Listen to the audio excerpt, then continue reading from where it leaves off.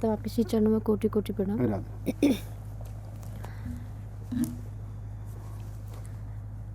मंगल कुंज में सभी सेवाएं पूर्ण करके प्रिया प्रीतम जो मणिमंडल पर खगमृग आदि थे उनको साथ में लेकर सभी सखियों के साथ मंगल कुंज से निकलकर मुख्य मार्ग पर आ गए हैं।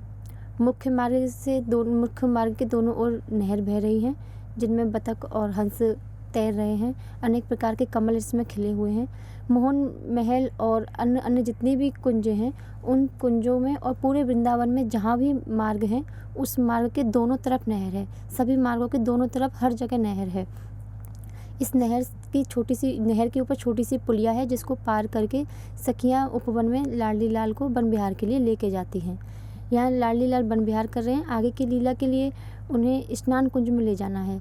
स्नान कुंज जो है वो श्री रंगदेवी जी की सेवा कुंज है, और वहाँ पर वह अपनी अन्य जो सखियाँ हैं यूथ की, उन सभी सखियों को लेकर सेवा की तैयारियों में लगी हुई हैं। मंगल कुंज से स्नान कुंज की ओर जब जाते हैं तो मध्य में चौराहा पड़ता है। ये चौराहे पे जब हम पहुंचते हैं तो इसके एक मार्ग तो मंगल कुंज की ओर ही है, एक मार्ग स्नान कुंज की ओर जा रहा है, एक मार्ग श्री सुदेवी जी की जो कुंज है वसंत सुखदा नाम से हरित वर्ण की सुंदर कुंज है, जो वहाँ उस ओर जा रहा है, जो अष्टद्वारी महल से होता हुआ सुदेवी जी की कुंज और फिर आगे जाके यमुना जी तक जा रहा है। और दाईं ओर का जो मार्ग है वह मोहन महल की ओर जा रहा है। इस मुख्य मार्ग पे जो चौराहा है, इसको पार करके आगे जाने पर वही मुख्य मार्ग स्नान कुंज तक जा रहा है। स्नान कुंज से पहले ही मार्ग चौड़ा काफ़ी 36 फुट चौड़ा है, और उसके दोनों तरफ जो नहर है वो 8 फुट चौड़ी है, और अनेक प्रकार की मणियों से जड़ा हुआ ये मार्ग है। इसमें आगे जाने पर 5 सीढ़ियाँ चढ़ के जैसे स्नान कुंज का परिसर शुरू होता है, दूर से स्नान कुंज के दर्शन होते हैं, क्योंकि वह सफ़ेद स्फटिक मणि की बनी हुई है, और इसके चारों तरफ सुंदर सफ़ेद रंग की ही फुलवारी है। पूरी कुंज की पूरी परिसर जो है वो सफ़ेद फूलों की फुलवारी है। और स्नान कुंज के चारों ओर 4 मार्ग हैं। इस मार्ग से हम जा रहे हैं। इस मार्ग पर 5 सीढ़ी को चढ़ के ऊपर मार्ग पर आए हैं, और दोनों तरफ इसमें भी सुंदर नहरें हैं। नहरों में अलग अलग तरह के फव्वारे लगे हुए हैं, कि स्नान की पूरी व्यवस्था यहाँ पर श्री सुदेवी जी द्वारा की गई है। जो फव्वारे हैं वो कहीं पर कमल के आकार के हैं, कमल की हर पंखड़ी से अलग अलग छेदों में से फव्वारे निकल रहे हैं। कहीं पर हंस के आकार के हैं, कहीं बतख के आकार के हैं। चारों तरफ जो स्नान कुंज के जो नहर है उसमें अलग अलग तरह के फव्वारे लगे हुए हैं। इस मार्ग से आगे जाते हुए फुलवारी से आगे जाने पर स्नान कुंज का जो मणिमंडल है, वहाँ 4 सीढ़ियाँ चढ़ के मणिमंडल पर ऊपर पहुँचते हैं, और उसके चारों तरफ मणिमंडल पर अनेक प्रकार के फव्वारे लगाए हुए हैं। इन फव्वारों में अलग अलग तरह के इत्रों के फव्वारे हैं, गुलाब जल के फव्वारे हैं, रंग बिरंगे रंगों के फव्वारे हैं। किसी फव्वारे में से किसी तरह की ध्वनि निकल रही है, किसी फव्वारे में से किसी तरह की ध्वनि निकल रही है। अनेक प्रकार के रंगों के और अनेक प्रकार की आकृतियों के फव्वारे पूरे मणिमंडल पर सजे हुए हैं। मणिमंडल पर मध्य में स्नान कुंज है, जिसमें 3 सीढ़ियाँ चढ़ के उसके बरामदे में प्रवेश होता है। चारों तरफ 20 खंभे हैं, और मध्य में अंदर स्नान कुंज है। स्नान कुंज में अंदर स्नान की 5 व्यवस्थाएं हैं अलग अलग, लेकिन जो इस वक्त जो मनोरथा सखी है उनकी जो भावना करती है उसके अनुरूप उस जगह स्नान के लिए कभी कभी स्नान कुंज ही वहाँ से गायब कर दिया जाता है, और पूरे में केवल बादलों से या फिर फव्वारे से स्नान की ये पूरी सुंदर व्यवस्था सखी द्वारा की जाती है।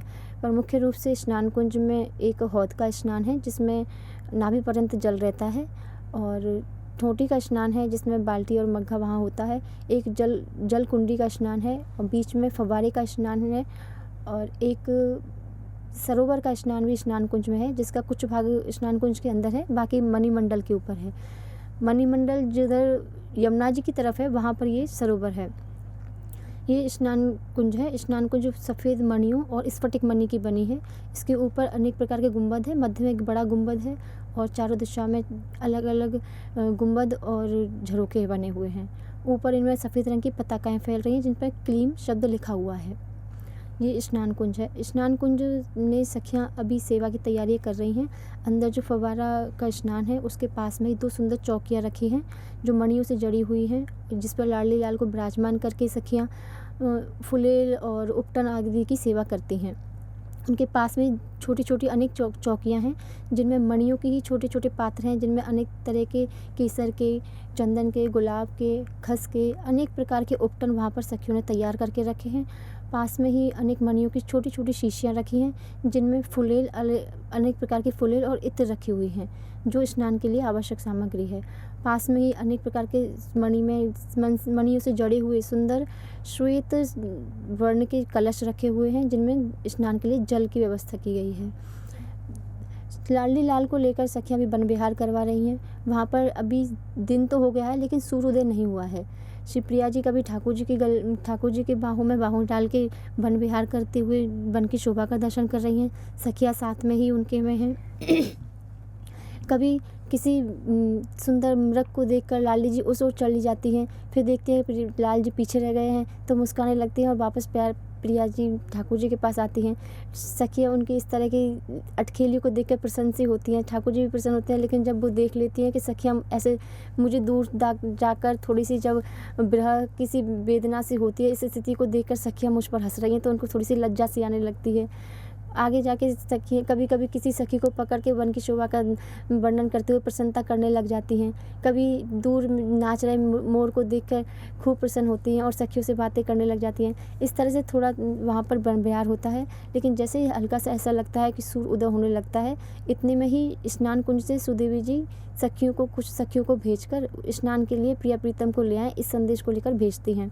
कुछ सखियाँ वहाँ पहुँचती हैं और रंग देवी आदि अनेक सखियों के साथ जो प्रिया प्रीतम विराजमान हैं, वहाँ पर आकर उनसे कहती हैं कि अब थोड़ा सूर्य भी निकलने को है, स्नान का समय हो गया है, तो कृपया आप स्नान कुंज की ओर पधारें। फिर सभी सखियाँ बड़े लाड़ मनोहार से प्रिया प्रीतम को लेकर स्नान कुंज की ओर आने के लिए पुलिया से चढ़कर मुख्य मार्ग पर आते हैं। मुख्य मार्ग से चलते हुए 5 सीढ़ियाँ चढ़ के स्नान कुंज का जो परिसर है उसमें प्रवेश करते हैं, जिसमें चारों तरफ सफ़ेद रंग की फुलवारी खिली हुई है। उसमें फूल ऐसे लगे हैं, फूल जिसमें मुख्य रूप से फूल ही फूल दिख रहे हैं। पत्ते हैं, लेकिन पत्ते इतने कम हैं कि सिर्फ सफ़ेद ही दिख रहा है। ऐसा लग रहा है दूर तक से बर्फ़ की चादर सी बिछी हुई है। इसको देखकर भी ठाकुर श्री जी बड़े प्रसन्न होते हैं। थोड़ा उस मार्ग पर चलते हुए इसमें 4 सीढ़ियाँ चढ़ के मणिमंडल पर पहुँचते हैं।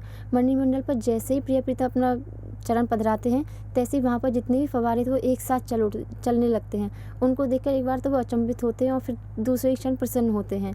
अलग अलग फव्वारे हैं, कहीं पर सखियाँ नाच रही, फव्वारे में ही ऐसा लग रहा है सखियाँ नाच रही हैं और उसी फव्वारे में से उसी प्रकार का संगीत निकल रहा है। उसी संगीत के अनुरूप अपनी हाव भाव सखी दिखा रही हैं, लेकिन वो सखी नहीं है, ना ही वो संगीत है वहाँ पर।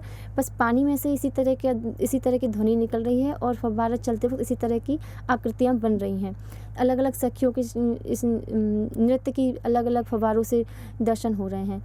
थोड़ा और आगे चल के लाडली लाल जी जो साथ में ही चल रहे हैं, लेकिन पूरी कुंज के दर्शन करते हुए बड़े विस्मित हो रहे हैं। तो स्नान कुंज के पास ही एक फव्वारा है जहाँ पर लाडली जी की नज़र जाती है, तो वो देखती हैं कि फव्वारे में फव्वारा नहीं है वहाँ, लाल जी वहाँ पर खड़े हुए हैं और सुंदर बंशी का वादन कर रहे हैं और जिस लहर में बंशी बजा रहे हैं उसी की सुंदर ध्वनि कानों तक आ रही है।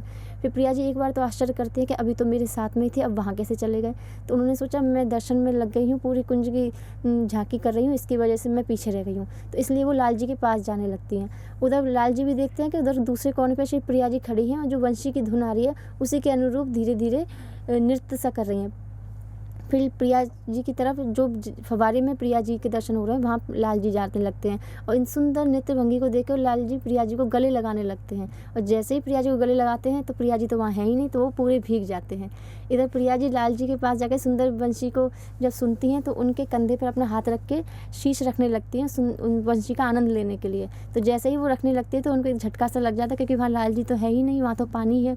तो प्रिया जी भी वहाँ भीग जाती हैं। उन दोनों की ऐसी स्थिति को देख के सभी सखियाँ बहुत ज़ोर से हंसती हैं और उनकी सखियों को हंसता हुआ देखकर प्रिया प्रीतम भी हंसने लग जाते हैं। फिर लाडली लाल को लेकर 3 सीढ़ियाँ चढ़ाकर बरामदे में, फिर बरामदे से स्नान कुंज की ओर सखियाँ लेके जाती हैं। स्नान कुंज में मध्य में जो चौकियाँ हैं वहाँ प्रिया प्रीतम को सभी सखियाँ विराजमान करती हैं और आगे की सेवा के लिए दोनों के मध्य में एक झीना सा वस्त्र लगा देती हैं। कुछ सखियाँ लाल जी की तरफ हैं, कुछ प्रिया जी की तरफ हैं और 2 सखियों ने मध्य में एक बहुत ही झीना सा वस्त्र लगा दिया है। ये वस्त्र इतना झीना है कि आर पार दिख रहा है। बस ये इतना दिख रहा है कि लाल जी अब खड़े हैं या बैठे हैं या प्रिया जी अब खड़ी हैं या बैठी हैं। इतना आभास हो रहा है। फिर उनके श्रीअंग से वस्त्रों को बंधाकर एक झीना वस्त्र पूरे बदन पर लिपटाकर सखियाँ उन पर उपटन मर्दन करने लगती हैं। लाल जी के चरणों में, शीश पर, पीठ पर और श्री अंग पे और हाथों में, सब जगह कपोलों पर कुछ सखियाँ उपटन लगा रही हैं। कुछ सिर पे उपटन, सिर पे फुलेल जी। इधर श्री प्रिया जी के भी श्री अंग पर कुछ सखियाँ उपटन लगाने लगी हैं। 2 सखियाँ कुछ उपटन में इत्र मिलाकर अलग तरह का उपटन बनाकर लगाने लगी हैं।